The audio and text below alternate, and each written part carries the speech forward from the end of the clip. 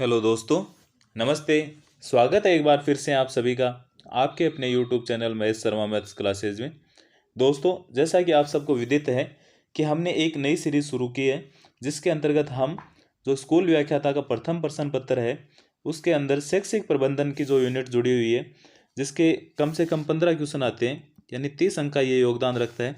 तो जिसका हम इसके अंतर्गत अध्ययन कर रहे हैं। अभी तक हमारी 2 क्लासें हो गई है और आज हमारी तीसरी क्लास है।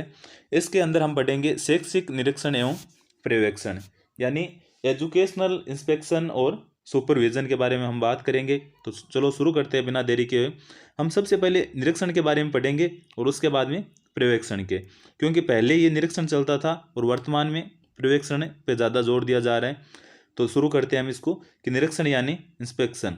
भारत में सर्वप्रथम प्रयोग है ये इसका 1854 में वुड डिस्पेच की जो घोषणा थी उसके अंतर्गत किया गया है और इसके लिए एक डिपार्टमेंट का गठन किया गया जो था डीपीआई, यानी डायरेक्टर ऑफ पब्लिक इंस्ट्रक्शन।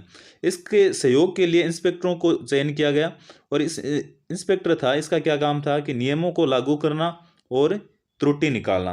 अब अपने 1854 में शुरू हो गया, क्योंकि उस टाइम हमारे अंग्रेज था यानी ब्रिटिश राज था यहाँ पे। तो उन्होंने पहले प्रयोग तो अपने पे कर लिया, फिर इनको कुछ अच्छा लगा इसमें, तो इन्होंने क्या किया 1909 में इंग्लैंड के अंदर इसका प्रयोग किया और इसके लिए इन्होंने निरीक्षण समिति का गठन किया। तो अपने अगर पूछे कि भारत में कब इसकी शुरुआत हुई थी तो 1854 के वुड डिस्पेच के घोषणा पत्र में, और इंग्लैंड में कब हुई थी तो 1909 के अंदर। उसके बाद में निरीक्षण शब्द है, इसका क्या अर्थ है? इसका अर्थ है जांच करना या अवलोकन करना। तो क्या है? जांच करना या अवलोकन करना।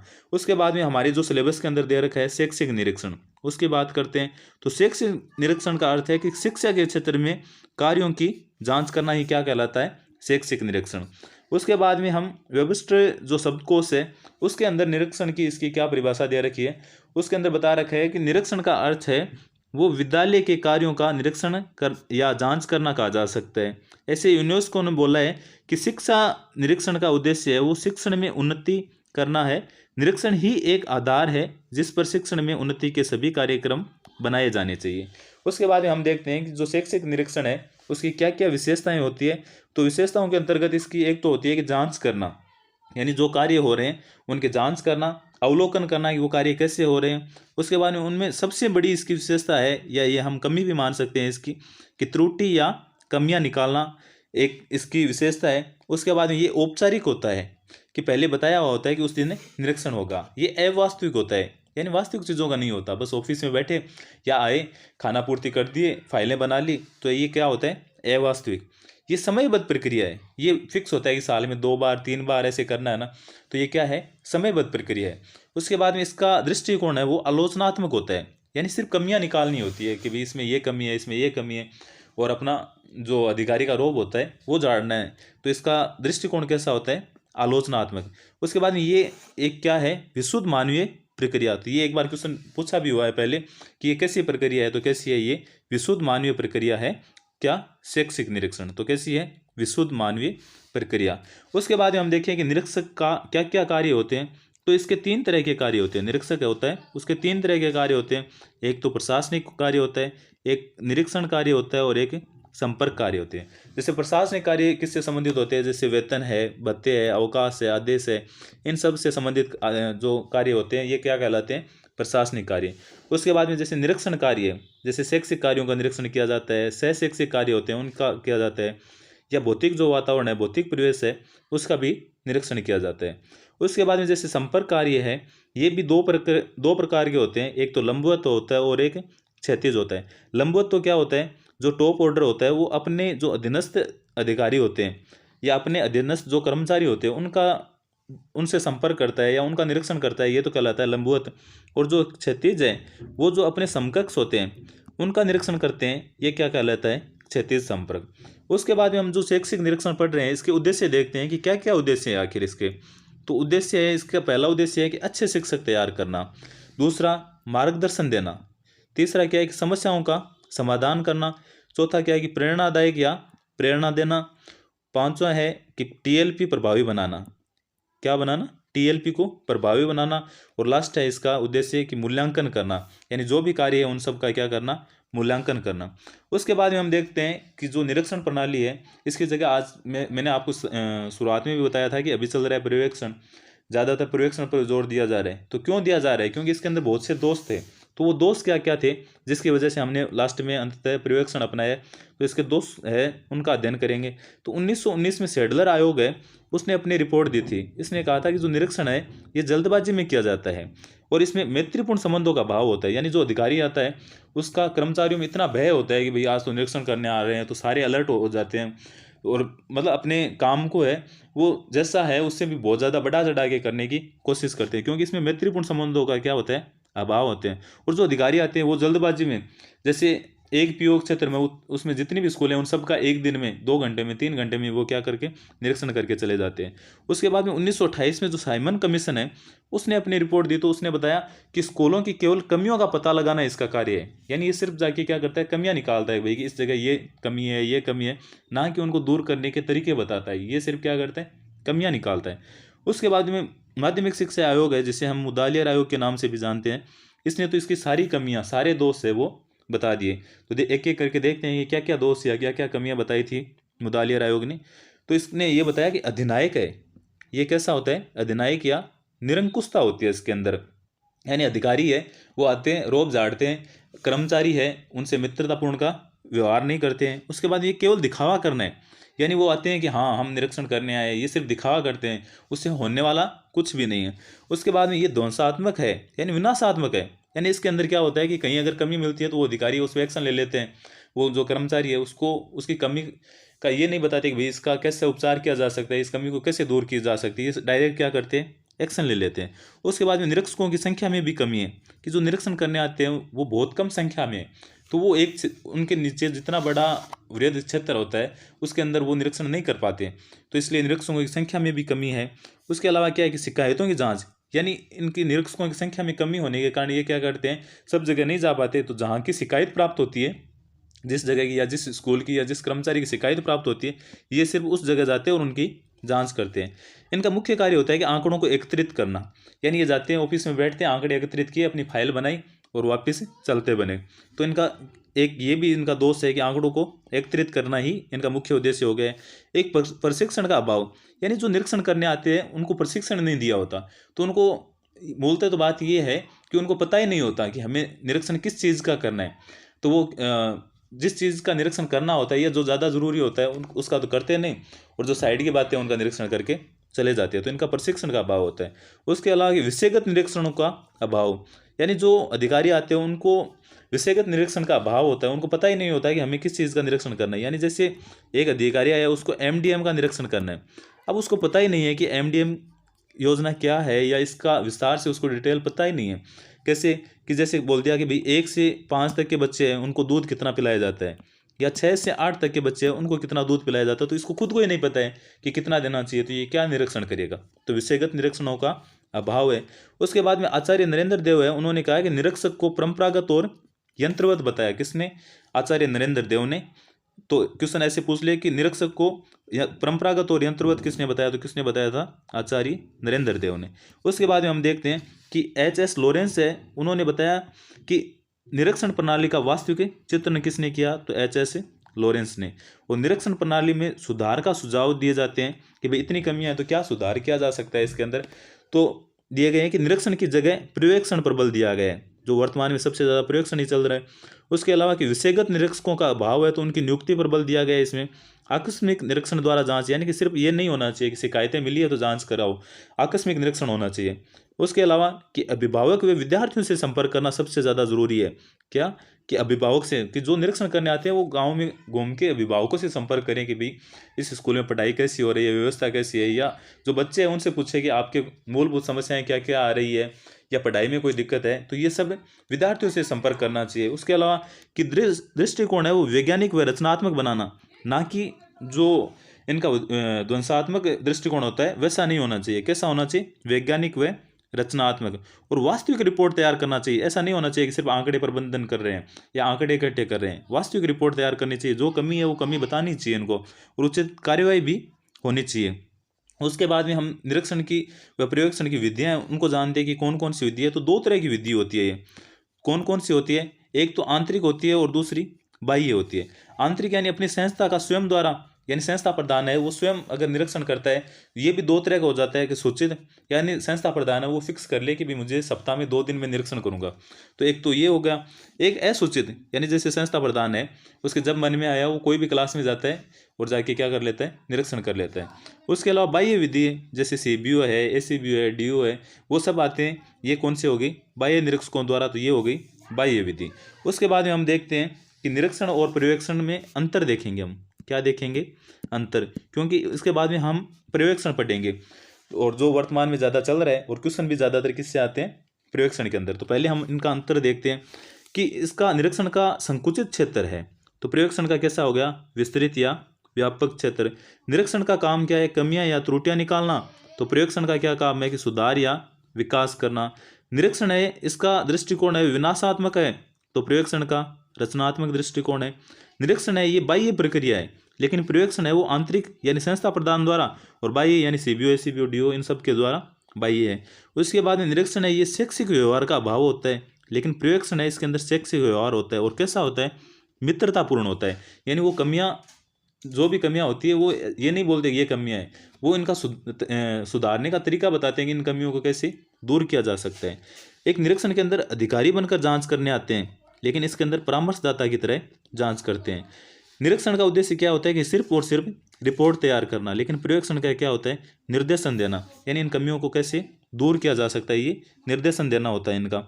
उसके बाद हम देखें कि पर्यवेक्षण, पर्यवेक्षण को परिवीक्षण भी बोलते हैं और इंग्लिश में से बोलते हैं सुपरविजन। अब इसका अगर अर्थ पूछ ले कि पर्यवेक्षण या पर्यवेक्षण का क्या अर्थ है, तो अर्थ होता है उच्च दृष्टि से संबंधित। अब उस दृष्टि से कैसे है, पर्यवेक्षण है ये भी 2 शब्दों से बना है, परि और अवेक्षण। ऐसे ही परिवीक्षण है ये भी 2 शब्दों से बना है, परि और वीक्षण। ऐसे सुपरविजन है ये भी सुपर और विजन 2 शब्दों से बना है। अब इन सब का एक ही अर्थ है, जैसे परि है इसका अर्थ होता है चारों ओर, और अवेक्षण है इसका अर्थ होता है देखना। ऐसे परिवीक्षण है इसमें भी परि का होता है चारों ओर, वीक्षण का क्या अर्थ होता है, देखना। ऐसे सुपरविजन है तो सुपर का अर्थ होता है दिव्य या अलौकिक, यानी इस लोक से इतर, और विजन का क्या होता है, दृष्टि। इन सब का अगर अर्थ देखें तो क्या हो जाता है, उच्च दृष्टि। अब इनका डिटेल से देखते हैं कि निरीक्षण का अर्थ है किसी चीज की बारीकी के साथ जांच एवं देख रेख करना, जबकि पर्यवेक्षण का क्या अर्थ है कि दूर ऊंचे स्थान से नीचे के स्थानों का अवलोकन करना। ऐसे निरीक्षक एक आलोचक होता है, गलतियां निकालने वाला होता है और दंडाधिकारी होता है, लेकिन पर्यवेक्षक कैसा होता है, एक मित्र होता है, परामर्शदाता होता है, निर्देशन करता होता है, और क्या होता है, शुभ चिंतक होता है। तो ये निरीक्षक और पर्यवेक्षक में मूलतः अंतर है। उसके बाद में हम जैसे देखें कि शैक्षिक पर्यवेक्षण, तो जो शिक्षा के क्षेत्र में पर्यवेक्षण होगा वो क्या कहलाएगा, शैक्षिक पर्यवेक्षण। उसके बाद में जो शिक्षा शब्दकोश है उसके अंदर पर्यवेक्षण के बारे में क्या बताया कि एक तो शिक्षण उद्देश्य, विधियां, सामग्रियों का चयन करना, पर्यवेक्षकों, शिक्षकों एवं कार्यकर्ताओं को नेतृत्व प्रदान करना, व्यवसायिक उन्नति हेतु प्रेरणा प्रदान करना, और आवश्यक सुधार हेतु मूल्यांकन करना, ये सब शिक्षा शब्दकोश के अंतर्गत बताया गया है। उसके बाद हम शैक्षिक पर्यवेक्षण की विशेषताओं की चर्चा करते हैं। इसके अंदर बता रखा है कि इसकी क्या क्या विशेषताएं होती है। एक तो ये लोकतांत्रिक होता है, एक वैज्ञानिक होता है, रचनात्मक होता है, प्रेरणादायक होता है, और इसके अंदर उच्च कौशल होते हैं।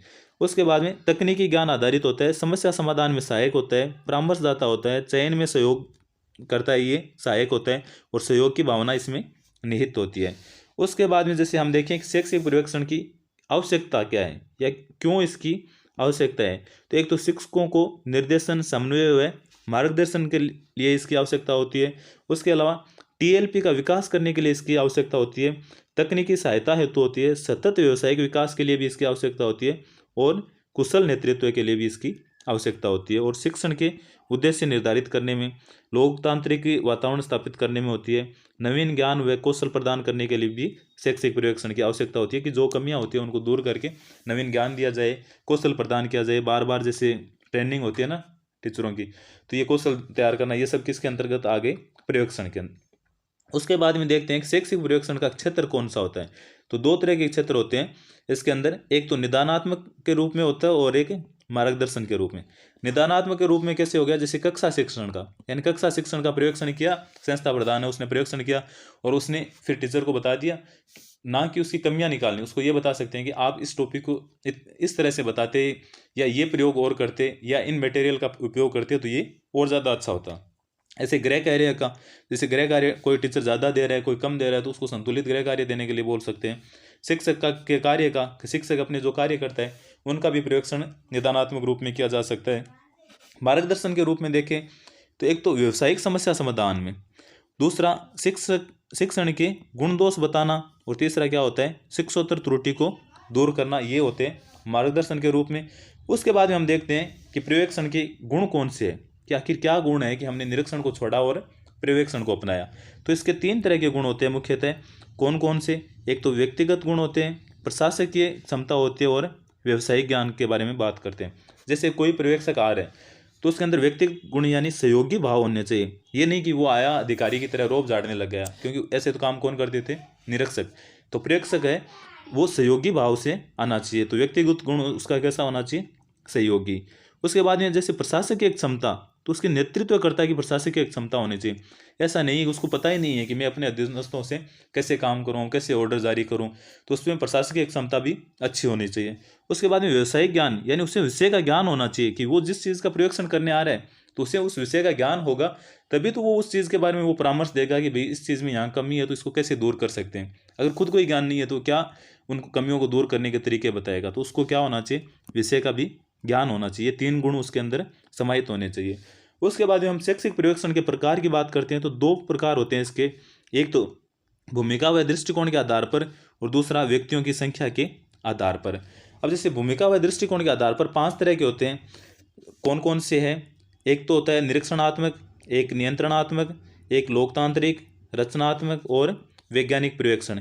ये 5 तरह के हैं। इनको हम डिटेल से आगे की स्लाइड में पढ़ेंगे। उसके अलावा है कि व्यक्तियों की संख्या के आधार पर, तो ये 2 तरह के होते हैं व्यक्तियों की संख्या के आधार पर। कौन कौन से? एक तो व्यक्तिगत पर्यवेक्षण हो गया, एक पैनल पर्यवेक्षण। जैसे व्यक्तिगत है इसके अंदर तो क्या होता है कि एक व्यक्ति या संस्था प्रधान ही गया और वो जाके क्या किया? पर्यवेक्षण कर लिया।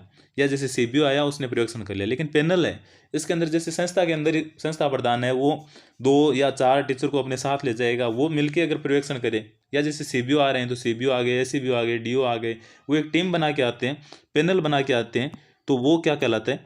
इसके अंदर पैनल पर्यवेक्षण कहलाते हैं। अब इनका डिटेल से हम अध्ययन करते हैं आगे। तो इसके अंदर सबसे पहले हम देखते हैं कि निरीक्षणात्मक पर्यवेक्षण है, इसे भी हम परंपरागत पर्यवेक्षण भी बोलते हैं, क्योंकि सबसे पहले निरीक्षण ही चलता था और उसको हम पर्यवेक्षण के रूप में लेके चले तो इसे क्या बोल देंगे? परंपरागत पर्यवेक्षण। इसका काम होता है कि त्रुटियों या कमियों को उजागर करना, यानी पहले त्रुटियों का पता तो होना चाहिए। दूसरा क्या होता है कि अधिकारी के भय से कार्यक्रम नियमित हुए विधिपूर्वक संपन्न होते हैं, कि यानी थोड़ा बहुत अधिकार का भय होना भी जरूरी है। अगर भय नहीं होगा, संस्था प्रधान है उसका भय नहीं होगा तो टीचर है वो क्लासों में जाएंगे नहीं, बच्चे हैं उनको ढंग से पढ़ाएंगे नहीं, इसलिए भय भी होना जरूरी है। दंड के भय से शिक्षक पूर्ण निष्ठा से कार्य करते हैं, यानी दंड का भय भी होना जरूरी है कि अगर शिक्षकों को ऐसा लगेगा कि भाई अगर मैं विद्यालय है वो टाइम पे नहीं पहुंचूंगा तो वो मेरी सीएल लगा सकते हैं, ये कर सकते हैं, तो दंड का भय होना भी जरूरी है। एक समय एवं साधनों की बचत होती है। अगर पर्यवेक्षण करते हैं, बार बार टाइम पे पर्यवेक्षण होता है तो इससे क्या होता है? समय एवं साधनों की बचत होती है, और क्या होता है कि कार्य प्रणाली में सुधार शीघ्रता से हो जाता है। उसके बाद में हम 2 नंबर पे देखते हैं नियंत्रणात्मक पर्यवेक्षण। इसके अंदर क्या होता है कि इसमें दंड और पुरस्कार दोनों मिलते हैं। यानी कोई टीचर है वो अच्छा काम कर रहा है तो उसको पुरस्कार मिलेगा, और अगर अच्छा काम नहीं कर रहा है, अपना कार्यवहन है वो अच्छे से नहीं कर रहा है तो उसको क्या मिलेगा? दंड मिलेगा। तो इनमें दोनों का इसके अंदर समावेश किया जाता है। इसका उद्देश्य कैसा होता है? सुधारात्मक, यानी जो अच्छा कर रहा है उसको पुरस्कार देंगे तो वो और ज़्यादा सुधार करेगा, और जो अच्छा नहीं कर रहा है उसको अगर दंड देंगे तो वो भी क्या करेगा? सुधार करेगा। उसके बाद में हम 3 नंबर पे इसके अंदर देखते हैं कि सहयोगी या लोकतंत्रीय पर्यवेक्षण। कौन सा? सहयोगी या लोकतंत्रीय पर्यवेक्षण। इसके अंतर्गत नेतृत्व के गुणों का विकास करता है। इसमें सामूहिक निर्णय आसानी से लागू हो जाते हैं, और क्या होता है कि अध्यापन संबंधी समस्याओं का निराकरण किया जा सकता है, और लोकतंत्रीय मूल्य तथा शिक्षक के व्यक्तित्व का सम्मान करता है कि कोई भी शिक्षक है उसके शिक्षक मूल्य है उनका भी सम्मान किया जाता है। ऐसा नहीं होता कि इसकी जो कमियां होती है वो बच्चों के सामने क्लास में ही उसको ये बोल दे कि सर आप ये अच्छा नहीं कर रहे, आपको ऐसा करना चाहिए, ये करना चाहिए, तो उसके मूल्य का भी या उसके व्यक्तित्व का भी क्या किया जाता है? सम्मान किया जाता है। इसमें समग्र शिक्षण एवं प्रशिक्षण संबंधी परिस्थितियों का व्यापक मूल्यांकन संभव है।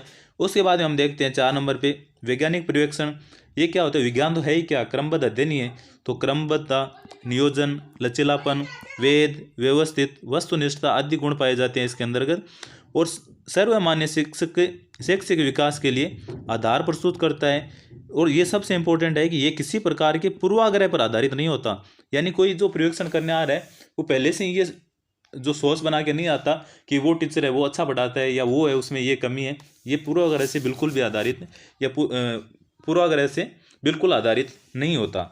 उसके अलावा अविश्वास की स्थिति में प्रक्रिया को दोहराया जा सकता है, यानी अगर विश्वास नहीं होता या कोई चीज़ में उनको अगर शंका लगती है तो जो पर्यवेक्षण होता है या ये प्रक्रिया होती है इसको रिपीट भी की जा सकती है। यानी कोई टीचर पढ़ा रहा है, वो अगर अपने फैसले पर नहीं पहुंच पाते हैं कि टीचर ने कैसा पढ़ाया या क्या कमी है, तो वो टीचर को दोबारा पढ़ाने के लिए भी बोल सकते हैं या दूसरी क्लास में जाके भी उसका पर्यवेक्षण कर सकते हैं। उसके अलावा कि निष्कर्ष के आधार पर पर्यवेक्षण सिद्धांतों का विकास करता है, कि विज्ञान के अंदर भी क्या होता है कि पहले प्रयोग किए जाते हैं और उसके बाद में सिद्धांतों या नियमों का विकास किया जाता है, तो सेम यही प्रक्रिया इसके अंतर्गत होती है। उसके बाद में जो देखते हैं हम अंतिम है इसका 5वां कि सृजनात्मक या रचनात्मक पर्यवेक्षण। सृजनात्मक या रचनात्मक में क्या होता है कि किसी गुण विशेष को पहचान कर प्रोत्साहन देना, यानी कोई भी अगर टीचर का गुण है या वो कोई अच्छा गुण है तो उसको क्या करना, प्रोत्साहन देना। उसके अलावा कि शिक्षक व छात्रों के सृजनशील गुणों का विकास करना, इसमें वैज्ञानिक तथा लोकतंत्रीय विधियों का प्रयोग किया जाता है, किसमें, सृजनात्मक और रचनात्मक पर्यवेक्षण के अंदर। इसके अंदर नई नई शिक्षण विधियों को प्रयोग एवं परीक्षण के अवसर दिए जाते हैं, नवीन कार्य के प्रति रुचि जागृत की जाती है इसके अंतर्गत, और इसमें व्यावसायिक संतुष्टि प्राप्त होती है। यानी इसके अंदर क्या होगा कि जो भी टीचर है उसमें अगर कोई अच्छा गुण है, उसके पास पढ़ाने का तरीका अच्छा है, तो उसको प्रोत्साहन किया जाता है, ताकि उससे क्या हो जाता है कि उसकी व्यावसायिक संतुष्टि है उसको प्राप्त होती है।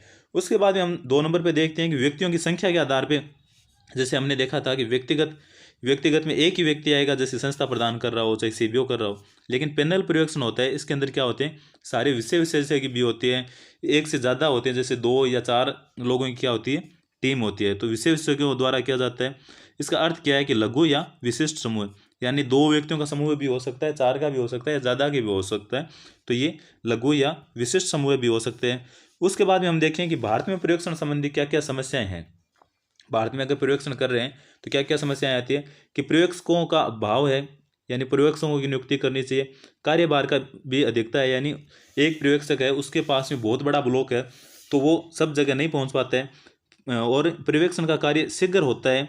दूसरा, पर्यवेक्षकों का प्रशिक्षित नहीं होना, यानी कि बराबर इनकी ट्रेनिंग नहीं होती है। और भी समस्याएं हैं वो बताई है, जैसे कलकत्ता विश्वविद्यालय आयोग है, उसने 1919 में के अंदर बताया था कि पर्यवेक्षण कार्य बहुत शीघ्रता से होता है, यानी बहुत जल्दी जल्दी हो जाता है। और जो हर्टांग समिति है उसने 1929 के अंदर बताया था कि पर्यवेक्षकों की संख्या अपर्याप्त होने के कारण शिक्षा में अपव्यय की मात्रा अधिक होती है, यानी पर्यवेक्षक है वो पर्याप्त नहीं है, इसकी वजह से क्या होता है कि अपव्यय बहुत ज़्यादा होता है। आचार्य नरेंद्र देव समिति है, उसने 1949 के अंदर बताया था कि शिक्षा पर्यवेक्षण का कार्य यांत्रिकी तथा नैतिकी रह गया है। उसके अलावा माध्यमिक शिक्षा आयोग है, उसने 1953 के अंदर बताया था कि अनेक स्थानों पर पर्यवेक्षण केवल औपचारिक ही रहता है। ये पर्यवेक्षण की समस्याएं थी, इनको भी दूर किया जाना चाहिए। और लास्ट में हम देखते हैं कि संस्था प्रधान द्वारा जो पर्यवेक्षण किया जाता है, ये शिक्षा संहिता है उसके भाग प्रथम के अंदर बताया गया है कि संस्था प्रधान है वो कैसे पर्यवेक्षण कर सकता है। तो एक तो मुख्य कार्य संस्था प्रधान का होता है कि समय चक्र के अनुसार योजना बनाना, यानी जो टाइम टेबल होता है उसके अनुसार योजना बनानी चाहिए। और दूसरा कि मापदंड निर्धारित किए गए हैं, जैसे 30 तक शिक्षक है तो 3 बार पर्यवेक्षण होना चाहिए, 30 से अधिक शिक्षक है तो 70 में क्या होना चाहिए, 2 बार पर्यवेक्षण होना चाहिए। उसके अलावा जैसे प्रवृत्ति या कार्यभार का 2 बार पर्यवेक्षण होना चाहिए, कि किसी के पास जैसे एमडीएम का चार्ज है, किसी के पास जैसे वर्कबुक का चार्ज है, पुस्तकालय का चार्ज है, तो इन सब का 70 में या 2 बार कम से कम पर्यवेक्षण होना चाहिए। उसके अलावा पर्यवेक्षणकर्ता के आधार पर, तो पर्यवेक्षणकर्ता के आधार पर भी हम 3 तरह के देखते हैं। एक तो पर्यवेक्षण अधिकारी द्वारा, ये व्यक्तिगत होता है। उसके अलावा पैनल पर्यवेक्षण, तो ये समूह के द्वारा होता है, इसके अंदर 2 या 2 से अधिक भी हो सकते हैं। और एक कौन सा होता है, कार्यालय अध्यक्ष होता है, उसके द्वारा तो एक सूचित होता है और एक असूचित। सूचित कैसे कि जैसे कार्यालय अध्यक्ष है वो पहले ही बता दे कि फलां दिन में इस चीज़ का निरीक्षण करूंगा या पर्यवेक्षण करूंगा, तो एक तो वैसे होगा। और एक जैसे कार्यालय अध्यक्ष है, उनके जब मन में आया वो उठे और उन्होंने क्या किया, पर्यवेक्षण कर लिया। तो ये 2 तरह के होते हैं, सूचित और असूचित। ये अपना आज का बहुत ही शानदार टॉपिक था, शैक्षिक निरीक्षण एवं पर्यवेक्षण। आई होप आप सबको अच्छा लगा होगा। अच्छा लगा हो तो लाइक करना, शेयर करना। अगर कोई समस्या आ रही है तो कमेंट करके बता सकते हो, कैसा लगा ये भी फीडबैक दे सकते हो। और अगर चैनल को अभी तक सब्सक्राइब नहीं किया है तो ज़रूर कर लेना, ताकि आपको इसकी भी क्लासें आगे रेगुलरली मिलती रहे, और नई भी जो सीरीज़ शुरू करें अपन उसकी भी आपको क्लासें मिलती रहे, जिससे आपका चयन है वो सुनिश्चित हो जाए। Thank you.